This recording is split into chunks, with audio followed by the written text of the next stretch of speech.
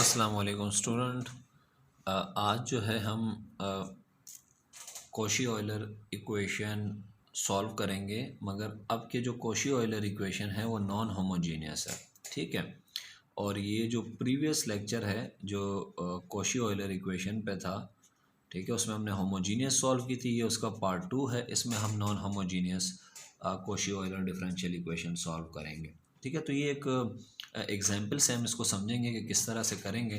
लिखा हुआ है solve the given Cauchy Euler non homogeneous differential equation. ये आपको एक डिफरेंशियल इक्वेशन दी हुई है। अब आपने इसको देखना है कि ये कॉशी ऑयलर है नहीं है। तो वो देखना बड़ा आसान है, आप लोगों को पता ही है।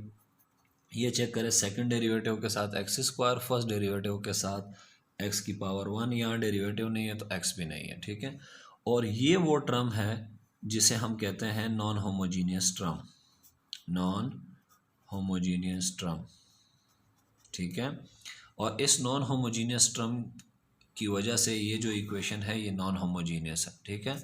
तो सबसे पहले हम क्या करते हैं कि आप लोगों को पता ही है, जब हम नॉन होमोजीनियस इक्वेशन सॉल्व करते हैं तो पहले वाई सी निकालते हैं, फिर वाई पी निकालते हैं, दोनों को ऐड करते हैं, यहाँ से वाई आता है। ठीक है। ये हमारा नॉन होमोजीनियस इक्वेशन को सॉल्व करने का तरीका है। ठीक है। तो सबसे पहले हम वाई सी निकालेंगे, और वाई सी के बारे में मैंने आपको क्या बताया था। ठीक है। सबसे पहले हम निकालेंगे फॉर वाई सी।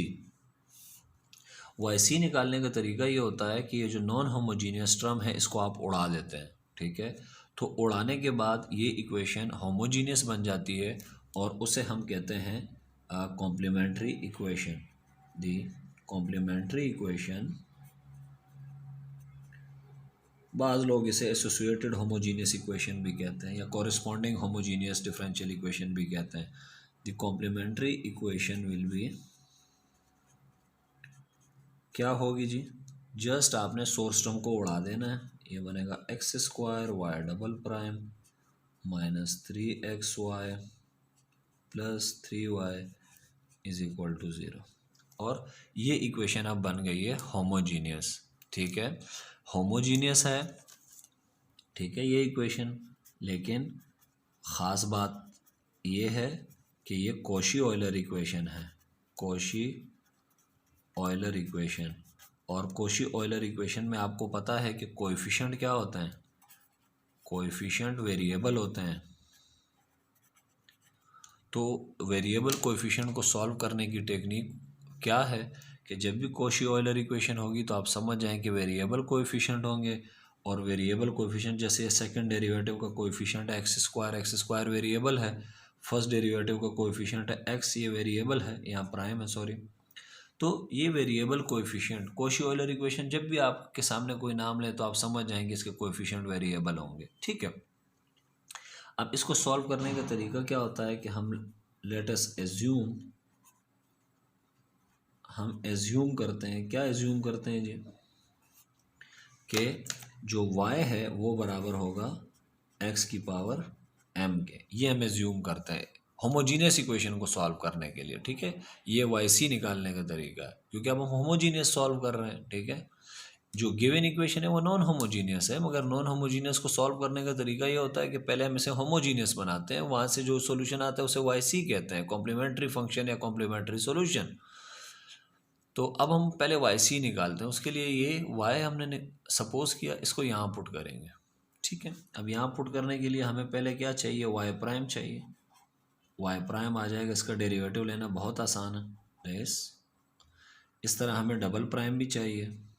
वो आएगा m-1 x की पावर m-2, और इसको हम पुट कर देंगे, पुट इन 1। ठीक है। ये हमारी 1 है, जो होमोजीनियस इक्वेशन है उसमें पुट कर देना है। ठीक है। पुट करने के बाद देखिए क्या होता है। ठीक है। ये लिखा हुआ एक्स स्क्वायर, इसके साथ आ जाएगा ये डबल डेरिवेटिव m-1 x की पावर m-2, फिर -3x y प्राइम के साथ आ जाएगा x की power m-1 plus 3y, sorry 3 और y की जगह मैं पुट करूँगा x की पावर m, तो ये आएगा +3 एक्स की power m is equal to 0। ठीक है, अब यहाँ देखें ये एक्स स्क्वायर जब इससे मल्टीप्लाई होगा तो पावर बेसिस सेम है, पावर ऐड हो जाएंगी, तो ये हो जाएगा एक्स की पावर m और बाकी क्या बचेगा m माइनस 1 माइनस, सिमिलरली ये x मल्टीप्लाई हो जाएंगे, 3x की पावर m हो जाएगा और m, ठीक है, और प्लस 3x की power m is equal to 0। अब इसमें x की पावर m जो है वो आपको क्या नज़र आ रही है, कॉमन नज़र आ रही है। ठीक है, x की पावर m हम कॉमन ले लेंगे और जो बचेगा उसको देखें, x की पावर m मैंने कॉमन ले लिया, ये बचा, यहाँ पे 3 और m माइनस 3 और m बचा और यहाँ पे 3 बचा, तो इसको मैं सिंप्लीफाई कर रहा हूँ, m मल्टीप्लाई हो जाएगा m square minus m, 3 minus 3m और प्लस का 1 इज इक्वल टू 0। तो ये दोनों रकमें मल्टीप्लाई हो रही हैं और रिज़ल्ट 0 आ रहा है। तो हम क्या करते हैं, बचपन में हम ऐसा करते थे कि जब दो रकमें मल्टीप्लाई हो रही हैं और रिज़ल्ट आता था 0, तो हम दोनों को इधर और करके 0 के बराबर लिख देते थे। यहाँ हम ऐसा नहीं करेंगे क्योंकि ये जो आपने सपोज किया है ना y is equal to x की पावर m, इस पे रिस्ट्रिक्शन ये है कि ये 0 नहीं है।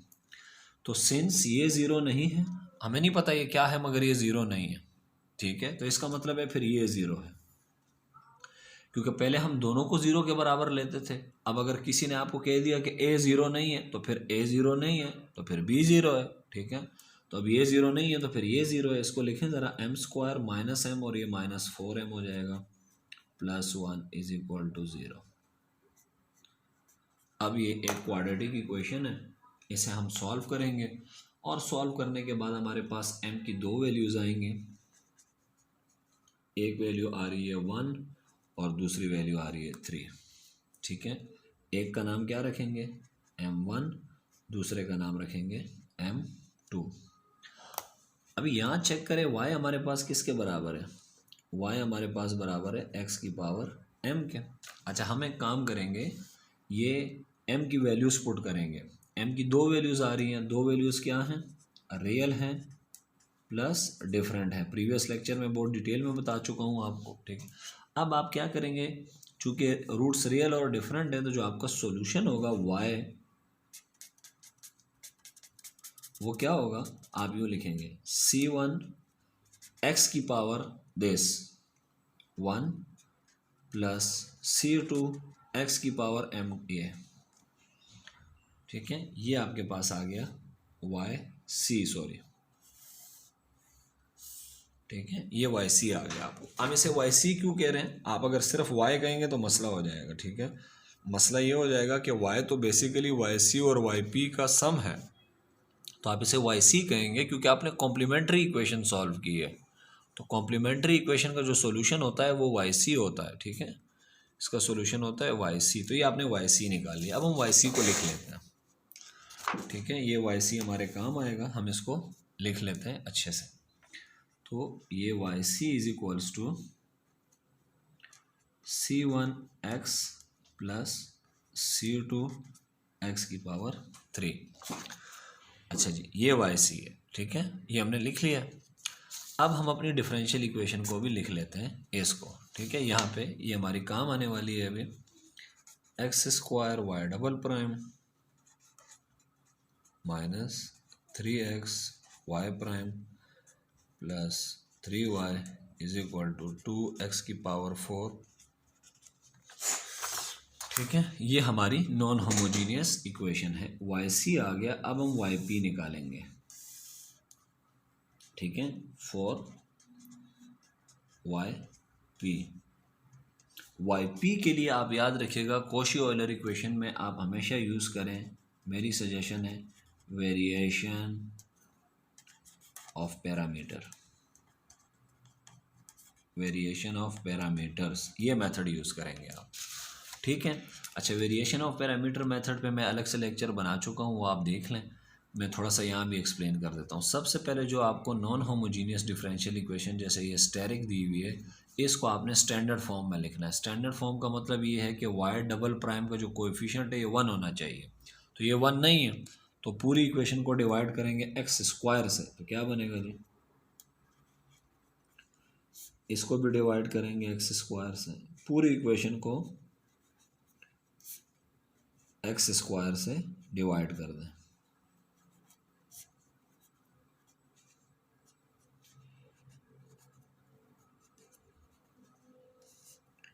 अब जहाँ जहाँ सिंप्लीफिकेशन हो सकती है, जैसे ये स्क्वायर इससे कैंसिल, यहाँ से एक पावर कैंसिल हो जाएगी, यहाँ से दो पावर कैंसिल हो जाएगी, और ये डिफरेंशियल इक्वेशन स्टैंडर्ड फॉर्म में आ गई। Y double prime minus 3y prime over x plus 3y over x square is equals to 2x square exponential x। ठीक है। अब ये जो आपके पास डिफरेंशियल इक्वेशन है, इसमें ये जो राइट हैंड साइड पे जब आप डिफरेंशियल इक्वेशन को स्टैंडर्ड फॉर्म में लिखते हैं, ये स्टैंडर्ड फॉर्म नहीं है, ये स्टैंडर्ड फॉर्म है। ठीक है, ये दिस इज स्टैंडर्ड फॉर्म। जब आप स्टैंडर्ड फॉर्म में लिखते हैं तो जो सोर्स टर्म होती है उसको फिर हम एफ ऑफ एक्स से जाहिर करते हैं। ठीक है, तो हेयर एफ ऑफ एक्स कितना है याद रखिएगा,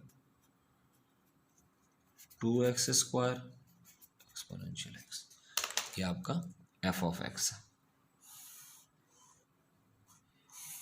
ठीक है, ये हमारे काम आएगा। ठीक है, अब हम YP को कंस्ट्रक्ट करेंगे। पहला स्टेप ये होता है वेरिएशन ऑफ पैरामीटर में, स्टेप 1 के इक्वेशन को स्टैंडर्ड फॉर्म में लिखें और एफ ऑफ एक्स राइट करें। स्टेप 2 क्या होता है जी, वेरिएशन ऑफ पैरामीटर का। स्टेप 2 के कंस्ट्रक्ट या एज्यूम कह लें, अगर आपको कंस्ट्रक्ट का लफ्ज़ मुश्किल लग रहा है, एज्यूम द YP। अब YP आपको एज्यूम करना है, लेकिन जो एजम्पशन है ना वो कैसे करनी है वो मैं आपको बता दूं। ये YC को देखते हुए करनी है। कैसे करेंगे, YP इज इक्वल्स टू, मैंने आपको बताया था ये C1 है, ये C1 और C2 को पैरामीटर्स कहते हैं, इनको वेरी करना है, इनको चेंज करना है। C1 की जगह मैं लिखूंगा U1। ठीक है, ये U1 x का फंक्शन होगा याद रखिएगा, साथ में लिखूंगा x, फिर इसकी जगह लिखूंगा U2, ये भी x का फंक्शन होगा, और इसके साथ लिखूंगा x क्यूब। ये हमारा क्या है बच्चों, YP।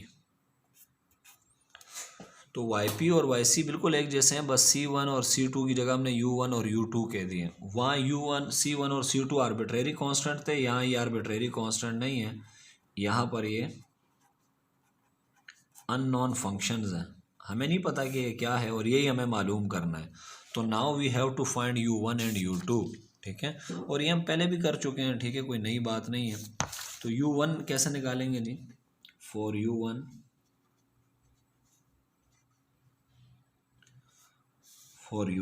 अच्छा, एक और चीज़ भी थी, ये तो आपके पास हो गए जी U1 से पहले, ये आपके पास है U1 या U2। ये जो U1 के साथ लिखा हुआ है इसको हम कहते हैं Y1। Y1 कितना है x, और इस Y1 का आप डेरिवेटिव भी ले लें, ये हमें चाहिए होता है। तो Y1 का डेरिवेटिव हो गया 1। ये जो U2 के साथ लिखा होता है इसको हम कहते हैं Y2, इसका डेरिवेटिव ये हो गया x क्यूब, इसका आप डेरिवेटिव भी ले लें तो ये हो जाएगा 3x स्क्वायर, ये हमें चाहिए होता है। ठीक है, तो ये यहाँ लिख दे, ये यहाँ पढ़ा रहे, ठीक है, ताकि हमें जो भी हेल्प लेनी हो, यहाँ से कुछ लिखना हो तो हम वो लिख लें। ठीक है, U1 का फॉर्मूला आप सबको याद होना चाहिए। U1 is equals to minus integral, सबसे पहले आएगा Y2 एफ ऑफ एक्स, नीचे हमेशा क्या आता है याद रखिएगा, Y1 as it is, Y2 का derivative minus Y2 as it is, Y1 का डेरिवेटिव dx। अब इसमें मुझे बताते रहें कि जी क्या क्या आपको पता है। U1 is equals to minus sign of integration, Y2 कितना है जी, Y2 ये रहा x cube, x cube. F of x क्या रहा, एफ ऑफ एक्स ये रहा 2x square exponential x dx। अब ये डिनोमिनेटर सॉल्व करेंगे, y1 और y2 का, ये देखें y1 क्या है x डॉट y2 का डेरिवेटिव ये रहा 3x स्क्वायर माइनस y2 क्या है जी, y2 है x क्यूब डॉट y1 का डेरिवेटिव, y1 का डेरिवेटिव है 1, ये हो गया 1। ठीक है, तो इसे जब मैं सिंप्लीफाई करूँगा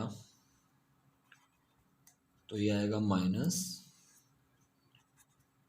x cube 2x² exponential x, नीचे आएगा 3x² into x cube 3x³ minus x cube, ये 2x³ आ जाएगा, 2 से कैंसिल, एक्स क्यूब से कैंसिल, क्या बचेगा जी माइनस, और ये इंटीग्रल लगा रहा हूँ मैं, ब्रैकेट मैंने लगा दी है, मुझे बाद में लगानी चाहिए थी लेकिन बहरहाल मैंने लगा दी है। ठीक है दिस, अब यहाँ पे इंटीग्रेशन बाय पार्ट्स लगेगी। ठीक है, using integration by parts,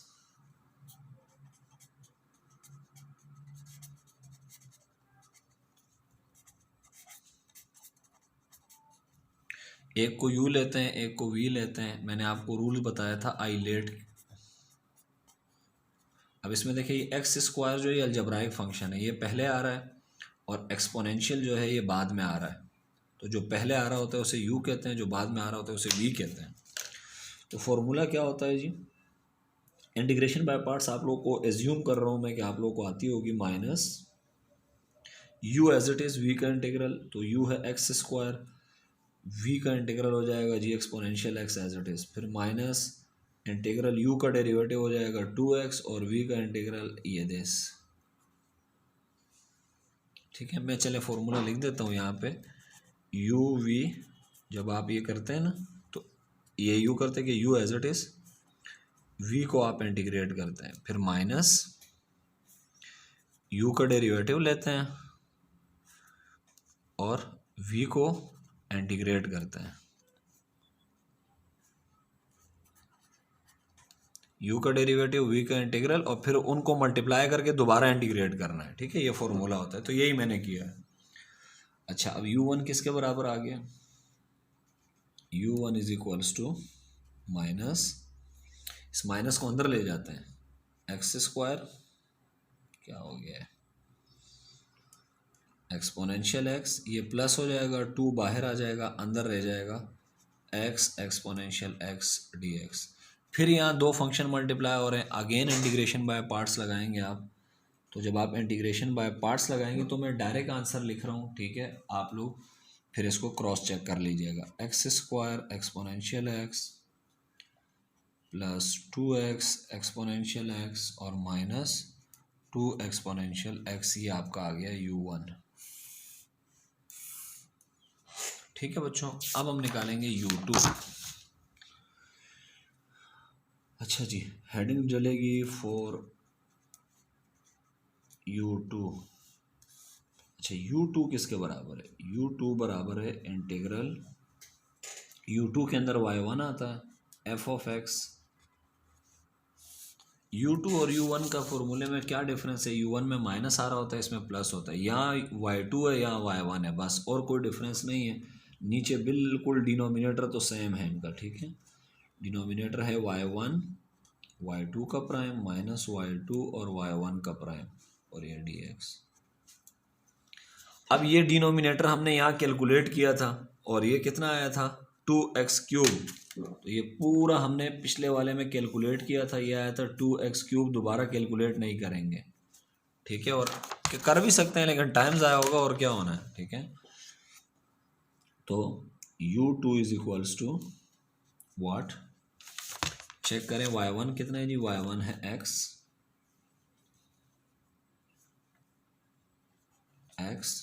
y1 है x, f ऑफ x कितना है, ये रहा 2x² एक्सपोनेंशियल x, ये रहा 2x² एक्सपोनेंशियल x dx, और डिवाइडेड बाय इस पूरे को हमने कैलकुलेट किया था, ये 2x³ आ गया। तो अब आप देखें ये 2 से कैंसिल हो जाएगा, x इंटू x² x³ ये नीचे से कैंसिल हो जाएगा, जस्ट एक्सपोनेंशियल x बचा, और एक्सपोनेंशियल x को इंटीग्रेट करेंगे तो क्या आएगा, एक्सपोनेंशियल x आएगा। तो ये u2 भी आ गया। तो हमने जहाँ पे कंस्ट्रक्शन की थी yp की, ये yp है। अब इस yp को देखते हैं कि yp हमारा क्या है। ठीक है, तो देयरफॉर जो वाई पी है वो क्या बन जाएगा, वाई पी है u1, u1 क्या रहा, u1 ये रहा, ये u1 है, इसे लिखते हैं minus x square exponential x plus 2x exponential x minus 2 exponential x, ये u1, ठीक है। और ये चूँकि हमारा yp है कि u1 मल्टीप्लाई बाय x, तो यहाँ आ जाएगा x प्लस u2, तो बड़ा सिंपल था, u2 अभी हमने निकाला है, ठीक है। और u2 ये रहा, u2 है एक्सपोनेंशियल x, तो यहाँ मैं लिख दूंगा एक्सपोनेंशियल x और साथ में x क्यूब, ये x क्यूब, ये आ गया yp, ठीक है। और yc हमने ये निकाला था, तो ये yc है और ये yp, अब हम इन दोनों को ऐड करके y निकालेंगे। Since y is equals to yc plus yp, therefore y is equals to, पहले yc लिखेंगे, ये रहा c1x प्लस c2x क्यूब, ये yc प्लस और ये पूरा yp लिख देंगे minus x square exponential x, ये आप खुद भी लिख सकते हैं, मैं जस्ट चाहता हूँ कि आपको एक कंप्लीट फीलिंग आए कि जी क्वेश्चन हो गया है, ठीक है। ये दिस, ये मैंने ये वाला पार्ट लिखा है, प्लस ये आपके पास आ गया है जी complete solution, required complete solution, ठीक है। तो इस तरह आप ढेर सारी इक्वेशन हल कर सकते हैं, कोशी ऑयलर इक्वेशंस, ठीक है। आप लोग एक ट्राई कीजिएगा, मैं आपको ट्राई करने के लिए एक दे रहा हूँ, x square y double prime, ठीक है, minus x y prime plus y is equal to l n x, एक ये ट्राई कीजिएगा और एक आप लोग ट्राई कीजिएगा x square y double prime minus x y prime plus y is equal to 2x, ये दो ट्राई कीजिएगा, ठीक है। तो आज के लेक्चर को यहाँ पे एंड करते हैं, ठीक है। कोई क्वेश्चन हो तो कमेंट कर सकते हैं आप, ठीक है। नेक्स्ट लेक्चर तक के लिए अल्लाह हाफिज़ व नासिर।